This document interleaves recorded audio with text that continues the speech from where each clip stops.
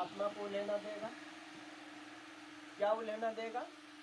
हे प्रभु, आप तो इस कलियुग अंत में आए थे, ब्रह्मा कुमारी द्वारा विश्व को परिवर्तन करके गए, हमें तो पता ही नहीं चला, हमारा साथ ऐसा क्यों प्रभु इस प्रकार का गिड़गिड़ाएंगे?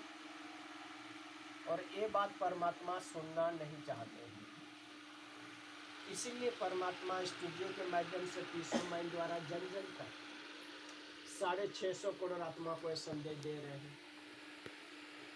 फिर भी कोई ना समझ निकल पड़े, परमात्मा से पूछ बैठे कि प्रभु आप तो स्वयं भगवान हैं, फिर हमारा साथ ऐसा पर्सनालिटी को इस प्रकार का अगर गिड़गिड़ाते हैं, तब परमात्मा का जवाब होगा।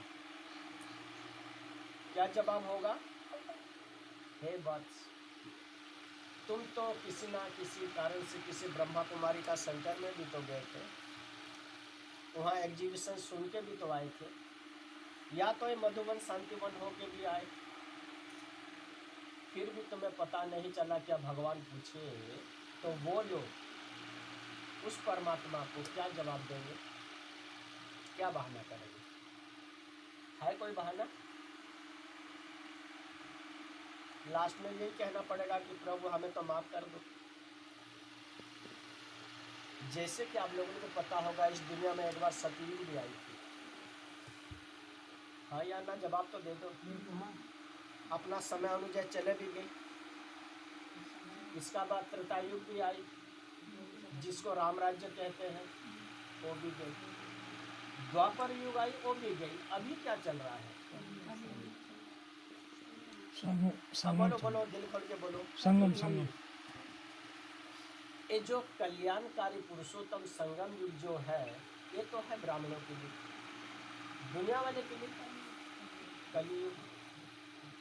सारे संसार के लोग अभी इस वक्त जिस श्री कृष्ण को भगवान समझ के पूजा करते हैं, मंदिर जाके हाथ जोड़ के इनका महिमा करते हैं कि आप तो प्रभु 16 कला संपूर्ण संपूर्ण निर्विकारी मर्यादा पुरुषोत्तम अहिंसक परमोधर्म, इतनी बड़ी बड़ी जो टाइटल दिया जाता है, वही श्री कृष्ण जी भी जिस युग में आते हैं वो युग भी थोड़ा भी एक्स्ट्रा समय नहीं चल पाई।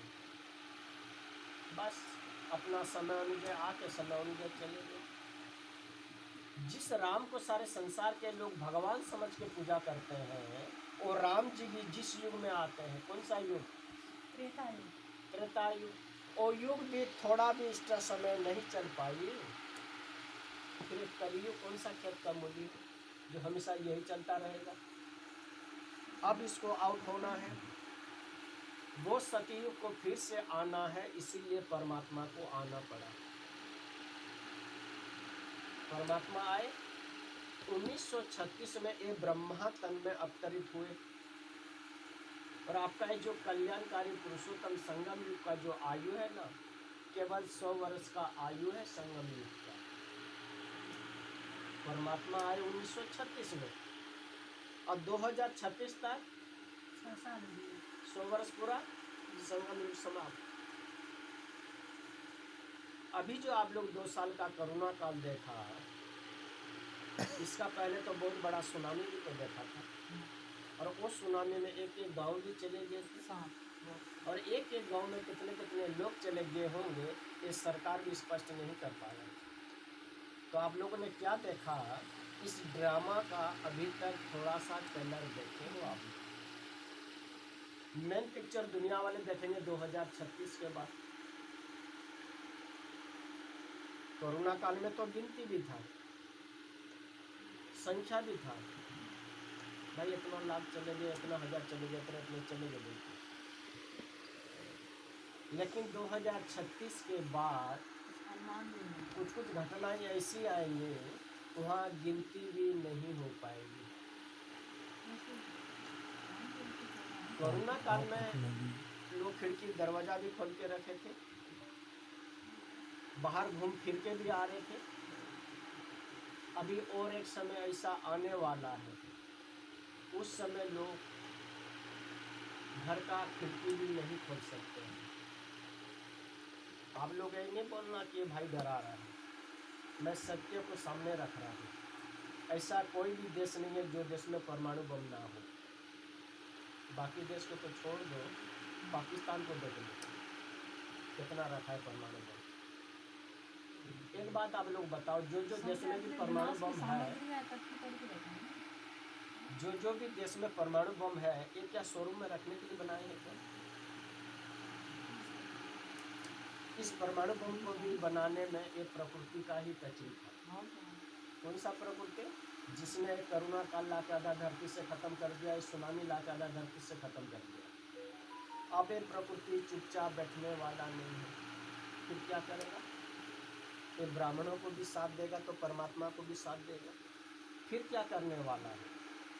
अब ये क्या करेगा? सबका माइंड को वाश करेगा। फिर क्या होगा? विनाश काल विपत्ति बुद्धि आएगी, जैसा रावण का आया था। फिर क्या होगा? होना ही क्या हो चुका है। जब विनाश काल विपत्ति बुद्धि छाएगी, लोगों का माइंड ऐसे काम करेगा। वो देश बोलेगा इसका कारण तो ये देश है, इसको मारो परमाणु बम। वो देश बोलेगा इसका कारण ये देश है, इसको मारो परमाणु बम। वैसे भी आप लोगों को पता होगा, रशिया युद्ध करने का युद्ध 2 साल ऊपर हो गया, अभी तक बंद हुआ नहीं है। दूसरा युद्ध भी चालू है, इजराइल और हमास का। रशिया यूक्रेन का युद्ध में लोग जितना मर रहे हैं ना, वो इजराइल और हमास का युद्ध में इसमें 2 गुना डबल मर रहे हैं। इस गर्मा गर्म परिस्थिति में अगर एक भी देश गलती कर दिया, एक भी देश मूर्खामी करके परमाणु बम टच कर दिया, कोई भी देश चुपचाप नहीं बैठेगा, सब अपना अपना हाथ साफ करेगा। तो ऐसा परिस्थिति में दुनिया का क्या हाल होगा बताइए। जैसे कि आप लोगों को पता होगा, हिरोशिमा में क्या छोटा सा परमाणु बम गिराया गया था।